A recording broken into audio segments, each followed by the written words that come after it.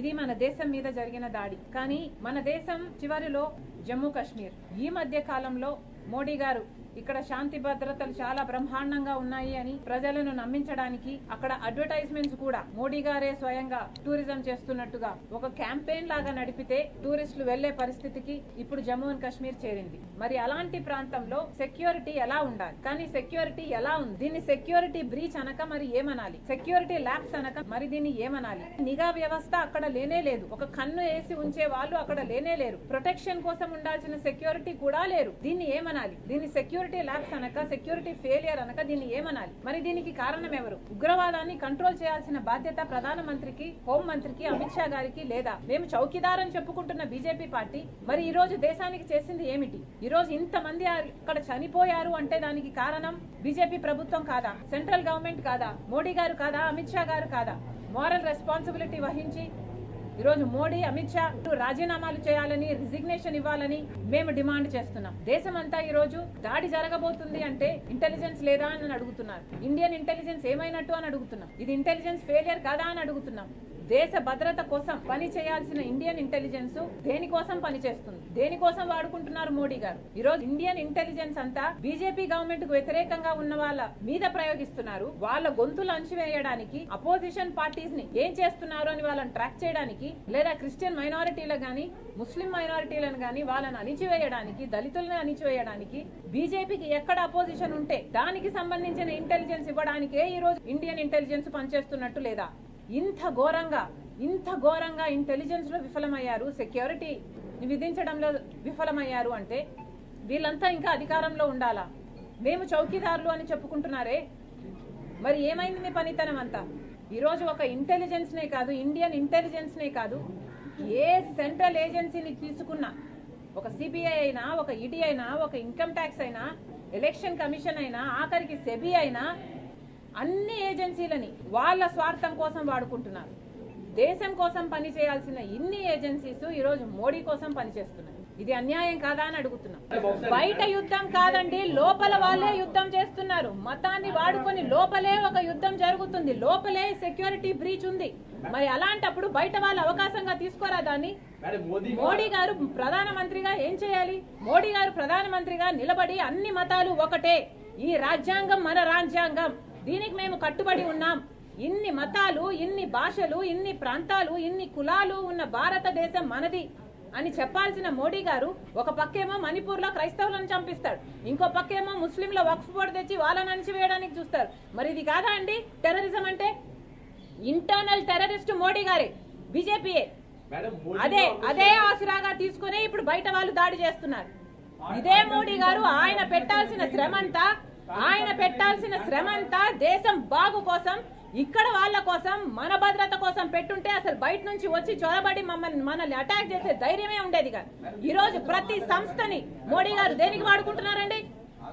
ఈ రోజు ప్రతి సంస్థని, ఒక ఇంటెలిజెన్స్ అయితేనేమి, ఒక సిబిఐ అయితేనేమి, ఒక ఈడీ అయితేనేమి, ఆఖరికి సెబీ, ఎలక్షన్ కమిషన్, ప్రతి ఒక్కరిని మోడీ గారు స్వయంగా తన స్వార్థం కోసం వాడుకుంటున్నారు. కాబట్టే ఈ రోజు దాడి జరిగింది. మళ్ళీ డిమాండ్ చేస్తున్నాం, మోడీ గారు, అమిత్ షా గారు రాజీనామాలు చేయాలి. ఇది ముమ్మాటికి సెంట్రల్ గవర్నమెంట్ ఫెయిలియరే. శ్రీమాత్రే నమః. వందే మాతరం. జమ్మూ కాశ్మీర్లోని పహల్గాం గ్రామంలో జరిగినటువంటి ఉగ్ర దాడిలో, మారణకాండలో 26 మంది చనిపోయినట్టుగా మనందరికీ తెలిసిందే. అందులో 25 మంది హిందువులే అవడము, అలాగే మతం పేరిట, అంటే ఆ ఉగ్ర దాడి చేసినటువంటి ఉగ్రవాదులు ఎవరైతే ఉన్నారో వారు పర్యాటకులాగా వచ్చినటువంటి మగవారిని వారి దగ్గరికి వెళ్లి మీ పేరేంటి, మీ మతం ఏంటి అని చెప్పని కనుక్కొని మరి వారు ఏ మతస్థులు అని చెప్పని తెలుసుకోవడం కోసం అని చెప్పని వారి ప్యాంటు కూడా విప్పదీసి మరి చూసి కాల్చి చంపినటువంటి ఘటన యావత్ భారతదేశాన్ని కాదు ప్రపంచాన్ని కూడా దిగ్భ్రాంతికి గురి చేసింది.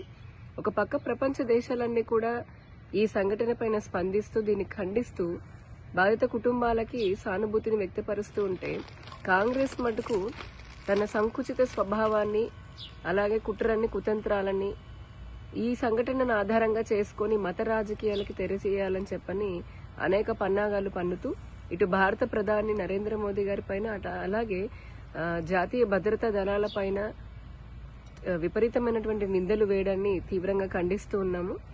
ఎందుకంటే గడిచిన 10 సంవత్సరాల్లో మనందరికీ తెలిసిందే, భారతదేశం లోపల ఎక్కడా కూడా ఒక్క ఉగ్రదాడి కూడా జరగలేదు. అలాగే ఎన్నో ఉగ్రదాడులు జరపాలి అని చెప్పని కుట్రలు పన్నినటువంటి కుట్రలని ముందుగానే భద్రతా దళాలు తెలుసుకుని వాటిని విచ్ఛిన్నం చేయడం కూడా జరిగింది, ఆపడం జరిగింది. నరేంద్ర మోదీ గారు దేశ ప్రజల ప్రాణాల కోసం, ఈ దేశ అభివృద్ధి కోసం అహర్నిశలు కూడా 365 రోజులు 24/7 అన్నట్టుగా ఆయన కష్టపడుతున్నారు. మన జాతీయ భద్రతా బలగాల గురించి, అలాగే మన దేశం ప్రజల రక్షణ కోసం అని చెప్పని ఖర్చు పెడుతున్నటువంటి నిధుల గురించి కానీ, తీసుకుంటున్నటువంటి సంస్కరణల గురించి కానీ ప్రపంచ దేశాలన్నీ కూడా కొనియాడుతూ ఉన్నాయి. షర్మిల ఆంధ్రప్రదేశ్ రాష్ట్ర కాంగ్రెస్ అధ్యక్షురాలు దిగజారుడు మాటలు మాట్లాడుతోంది జాతీయ భద్రతా బలగాల విషయంలో, నరేంద్ర మోదీ గారి విషయంలో. ఏమ్మా, అసలు నీకు కొంచెమైనా సిగ్గుందా? నిజంగానే ఏమాత్రము నైతికత లేకుండా ఈ విధంగా మాట్లాడడం అనేది ప్రజలు అసహించుకుంటున్నారు. ఎందుకంటే 10 సంవత్సరాల్లో ఎటువంటి దాడులు జరగలేదు అని దేశ ప్రజలందరికీ తెలుసు. అలాగే కాంగ్రెస్ పాలించినటువంటి దాదాపు 65 సంవత్సరాల పాలనలో వందలాది ఉగ్రదాడులు జరిగాయి. అంతెందుకు, అటు కేంద్రంలో కాంగ్రెస్, ఇటు రాష్ట్రాల్లో కాంగ్రెస్ ఉన్నప్పుడు కూడా హైదరాబాద్లోని గోకుల్చాట్ కానీ, లేదా లుంబిని పార్క్ లో కానీ, ముంబై పేలుళ్లు కానీ, ఎప్పుడు ఏ రైల్వే స్టేషన్ లో, ఏ బస్ స్టాండ్ లో ఎక్కడ ఏ బాంబు పేలుతుందో, ఏ ఉగ్రవాది వచ్చి కాల్చి చంపుతాడని భయంగా బతికింది భారతదేశం. నేడు ప్రజలందరూ కూడా సురక్షితంగా ఉన్నారు. జాతీయ భద్రతా బలాలు చాలా పకడ్బందీగా పనిచేస్తూ ఉన్నాయి. ఇటువంటి సందర్భంలో మతం పేరిట ఈ జరిగినటువంటి ఊచకోతలో బాధిత కుటుంబాలు అయితే హిందూ కుటుంబాలు ఉన్నాయో వారికి అండగా నిలవాల్సినటువంటి కాంగ్రెస్ లేదా షర్మిల వారికి అండగా నిలబడకుండా ఉగ్రవాదులకి, వారి చర్యలకి మద్దతునిస్తున్నట్టుగా ఆవిడ చేస్తున్నటువంటి మాటలు, మాట్లాడుతున్నటువంటి మాటలు నిజంగా సమాజం ఏమాత్రం హర్షించదు. ఇంతవరకు ఉగ్రవాదుల చర్య పైన మాట్లాడలేదు ఆవిడ. ఉగ్రవాదులు గాని, వారికి సహాయం అందించినటువంటి వారిపైన ఎటువంటి మాటలు మాట్లాడకుండా భారతదేశం పైన, దేశ ప్రధాని పైన మాట్లాడుతూ ఉంది.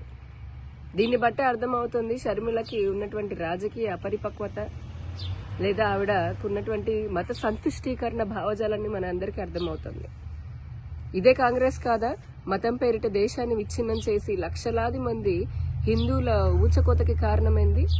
ఇదే కాంగ్రెస్ కాదా ఎన్నో హిందూ వ్యతిరేక చట్టాలని తీసుకుని రావడము, అలాగే సంతుష్టీకరణ, మైనార్టీ సంతుష్టీకరణ కోసము వక్ఫ్ చట్టంతో సహా అనేకమైనటువంటి చట్టాలని చేసి సంతుష్టీకరణ చేస్తుంది ఎవరు?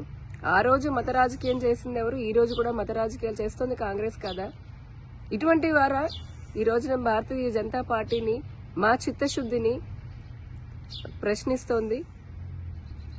హిందువుల మరణాలు, హిందువుల ప్రాణాలంటే ఏమాత్రము లెక్కలేనటువంటి పార్టీ కాంగ్రెస్ పార్టీ. షర్మిల, మీకు ఇదే హెచ్చరిస్తున్నాము.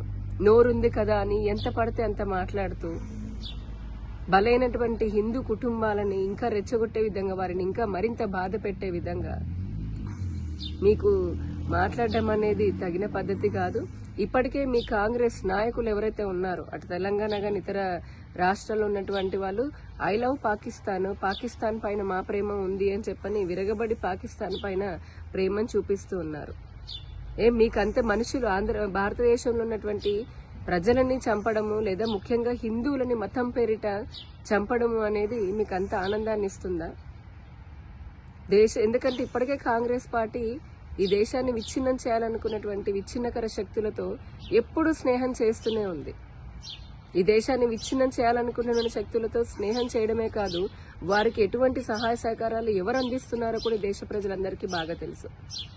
దయచేసి ఇప్పుడు ఈ జరిగినటువంటి సంఘటన పైన చౌకబార్ రాజకీయాలు చేయకుండా ఆ బాధితులకి అండగా ఉంటూ, ఇక మీదటైనా సరే ఈ దేశంలో మతం పేరిట ముఖ్యంగా హిందువులను ఊచకోత కోసేటటువంటి ఉగ్రవాదానికి వ్యతిరేకంగా మీరు కూడా సహకరించాలి ప్రభుత్వాలకి. నేను షర్మిలను సూటిగా ప్రశ్నిస్తున్నాను. ఈ జరిగినటువంటి దాడిని ఇస్లామిక్ టెర్రర్ యాక్టివిటీ లాగా, లేదా జిహాదీ టెర్రరిజం లాగా ఒప్పుకునేటటువంటి ధైర్యం నీకుందా? మేము సవాల్ చేస్తున్నాము. రండి చర్చకి.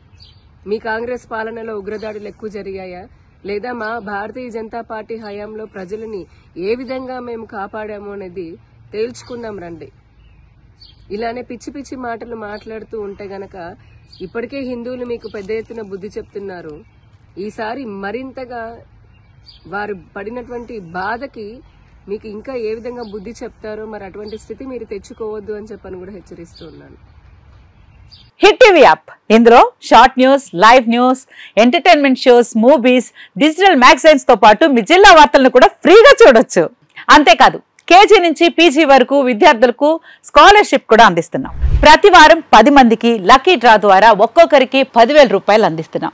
ఇంకెందుకు ఆలస్యం, వెంటనే హిట్ టీవీ యాప్ ని డౌన్లోడ్ చేసుకుని ఫ్రీగా ఎంటర్టైన్మెంట్ పొందండి. Hit TV app. Hit TV app. Please download hit TV app. Hit TV app ని ఫ్రీగా డౌన్లోడ్ చేసుకుని ఎంజాయ్ చేయండి. మీకు నచ్చిన ఎంటర్టైన్మెంట్ కోసం హిట్ టీవీ యాప్ ని ఫ్రీగా డౌన్లోడ్ చేసుకుని ఎంజాయ్ చేయండి. హిట్ టీవీ యాప్ ని డౌన్లోడ్ చేసుకుని ఆస్వాదించండి, ఆశీర్వదించండి. ఇంతమంది సెలబ్రిటీలు హిట్ టీవీ యాప్ ని డౌన్లోడ్ చేసుకోండి అని చెప్తున్నారంటే ఎంత మంచి యాప్ ఆలోచించండి. అమెరికా అమెరికా అమెరికా అమెరికాలో చదవాలనుకునే వాళ్ళకి విశ్వసనీయమైన పేరు మన శౌర్య కన్సల్టెన్సీ. UK లో 1 year masters, UK లో 1 year masters, 2 years work permit up to 5 years visa. Contact Saurya Consultancy. Contact 89851 89851.